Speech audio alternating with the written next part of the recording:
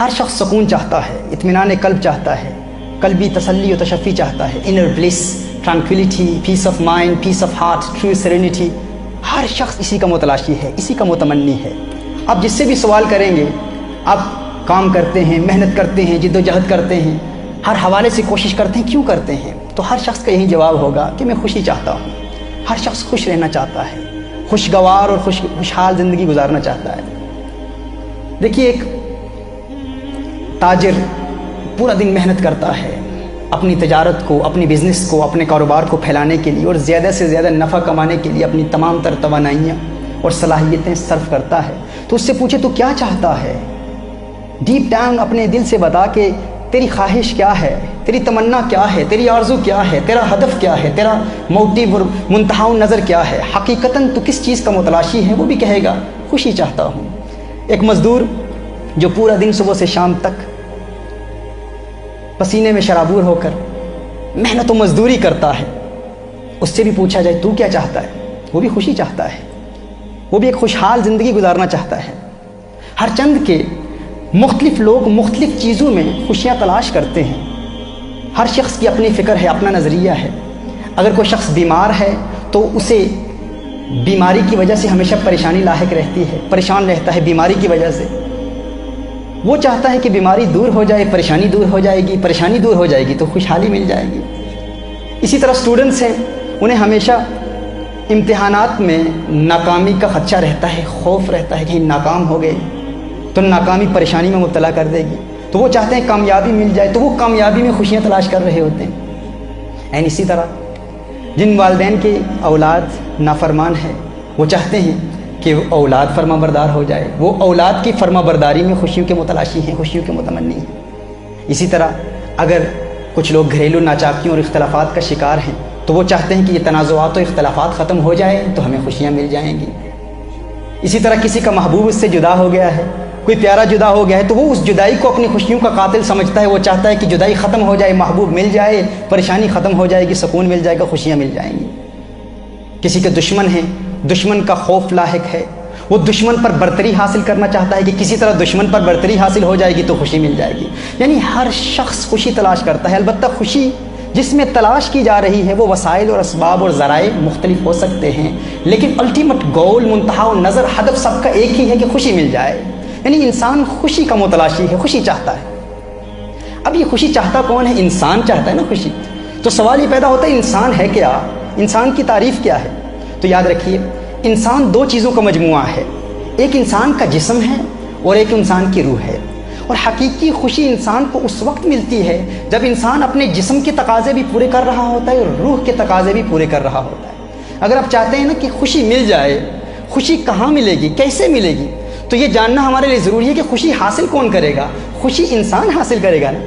تو یہ جاننا بھی ضروری ہے انسان کیا ہے. انسان دو چیزوں کا مجموعہ ہے. ایک انسان کا جسم ہے اور ایک انسان کی روح ہے. ایک جسم ہے اور ایک انسان کی روح ہے. ہمیں جسم کو بھی خوش کرنا ہے اور روح کو بھی خوش کرنا ہے. اگر جسم کے تقاضے پورے کریں گے تو جسم خوش ہو جائے گا، روح کے تقاضے پورے کریں گے تو روح کو خوشی ملے گی. اب سوال یہ پیدا ہوتا ہے کہ جسم کے تقاضے کیا ہیں، روح کے تقاضے کیا ہیں؟ اللہ عز و جل جسم کے متعلق قرآن کریم میں ارشاد فرماتا ہے نا کہ اللہ عز و جل نے اس جسم کو اس مٹی سے پیدا فرمایا. یہ جسم کیسے بنا؟ اللہ فرماتا ہے وَمِنْ آیَاتِهِ أَنْ خَلَقَكُم مِّن تُرَابٍ. اللہ عز و جل کی نشانیوں میں سے ایک نشانی یہ ہے کہ اللہ عز و جل نے انسان کو اس مٹی سے پیدا کیا، اس دنیا سے پیدا کیا، اور جو جہاں سے پیدا ہوا، جو جس چیز سے بنا، وہ اسی کی طرف لوٹ کر جانے والا ہے.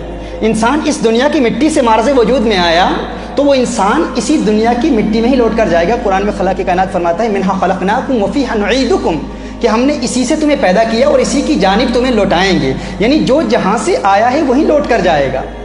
اسی طرح اللہ عز و جل نے روح کو بھی پیدا کیا. اب سوال یہ پیدا ہوتا ہے یہ روح کہاں سے آئی ہے؟ اللہ فرماتا ہے وَنَفَخْتُ فِيهِ مِنْ رُوحِي، اور جب ہم اپنی جانب سے ایک خاص معزز روح پھونک دیں. یعنی روح کہاں سے آئی ہے؟ اللہ فرماتا ہے یہ اللہ کی جانب سے ہے. روح اللہ کی جانب سے آئی ہے، اور جو اللہ کی جانب سے آئی ہے وہ اللہ کی طرف لوٹ کر جائے گی.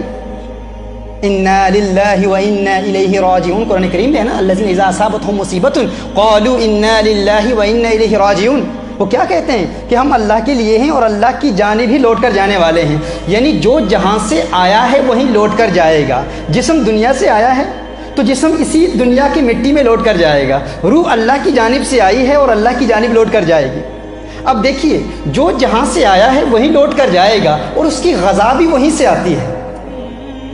جو جہاں سے آیا ہے وہی لوٹ کر جائے گا اور جہاں سے آیا ہے اس کی غذا بھی وہیں سے آتی ہے۔ اللہ عز و جل نے انسان کے جسم میں کچھ تقاضے رکھے ہیں، انسان کے جسم کی چند ریکوائرمنٹس ہیں۔ انسان چند چیزیں چاہتا ہے، مثال کے طور پر ہمیں پیاس لگتی ہے، ہم پانی چاہتے ہیں۔ اللہ عز و جل نے انسان کے جسم میں پیاس رکھی ہے۔ اب پیاس کا تقاضا اللہ عز و جل نے انسان کے جسم میں رکھا ہے، جب تک انسان کی پیاس بجھتی نہیں ہے انسان خوش نہیں ہو پاتا، پریشان رہتا ہے۔ انسان کو بھوک لگتی ہے تو پریشان ہوتا ہے، جب انسان کھانا کھا لیتا ہے تو پریشانی دور ہو جاتی ہے۔ ایسا ہے نا کہ جب تک انسان کھانا نہیں کھاتا انسان پریشان رہتا ہے، کھانا کھا لیتا ہے پریشانی دور ہو جاتی ہے۔ ہر چند کی وہ پریشانی عارضی طور پر دور ہوتی ہے، لیکن کھانا انسان کے جسم کے تقاضوں کو پورا کر رہا ہے۔ تو اللہ عز و جل نے انسان کے جسم میں بھی کچھ تقاضے رکھے ہیں اور اللہ عز و جل نے انسان کی روح میں بھی کچھ تقاضے رکھے ہیں۔ جسم کا تقاضا کیا ہے؟ جسم کو بھوک لگتی ہے، جسم کو پیاس لگتی ہے، کھانا بھوک مٹاتا ہے، پانی پیاس بجھاتا ہے۔ یعنی انسان کے اندر اللہ عز و جل نے انسان کے جسم میں کچھ چیزیں رکھی ہیں، انسان کے جسم کے کچھ تقاضے ہیں۔ جب وہ تقاضے پورے ہوتے ہیں تو عارضی طور پر انسان کو خوشی محسوس ہوتی ہے۔ جس طرح انسان کے جسم میں اللہ عز و جل نے چند تقاضے رکھے ہیں، این اسی طرح اللہ عز و جل نے انسان کی روح میں بھی چند چیزیں رکھی ہیں۔ جس طرح انسان کے جسم کو پیاس لگتی ہے، بھوک لگتی ہے، این اسی طرح انسان کی روح کو بھی پیاس لگتی ہے، بھوک لگتی ہے۔ روح بھی پیاسی ہوتی ہے، روح کو بھی بھوک لگتی ہے۔ جس طرح انسان کے جسم میں کچھ تقاضے ہیں اسی طرح انسان کی روح میں بھی کچھ تقاضے ہیں۔ لیکن ہمارا المیہ یہ ہے، ہمارا مسئلہ یہ ہے کہ ہم جب بھی پریشان ہو جاتے ہیں تو پریشانی کو دور کرنے کے لیے ہم جسم کے تقاضے پورے کرنے کی حتی الاستطاعت کوشش کرتے ہیں، لیکن روح کا تقاضا پورا کرنے کی ہم کوشش ہی نہیں کرتے۔ ہمیں علم ہی نہیں ہے کہ ہماری روح چاہتی کیا ہے، ہمیں اس بات کا علم ہی نہیں ہے کہ ہماری روح کا تقاضا کیا ہے، ہماری روح کی خواہش کیا ہے، ہماری روح کی تمنا کیا ہے، ہماری روح کی آرزو کیا ہے، روح کیا چاہتی ہے، روح کی خواہش کیسے پوری ہوتی ہے، روح کی پیاس کیسے بجھتی ہے، ہمیں اس بات کا علم ہی نہیں ہوتا۔ اور خوشی، الٹیمیٹ بلیس، حقیقی سکون، سکینہ قلب، طمانینت قلب، انر ٹرانکویلٹی، یہ انسان کو اسی صورت میں حاصل ہوتی ہے جب انسان جسم کے تقاضے بھی پورا کرے اور انسان روح کی خواہشات بھی پوری کر رہا ہو۔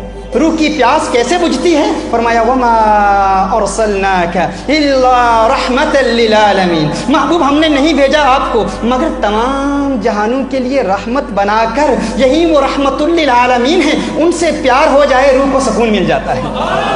یعنی حضور اکرم صلی اللہ علیہ وآلہ وسلم کا پیار انسان کو دائمی خوشی دیتا ہے، یہی روح کی غذا ہے۔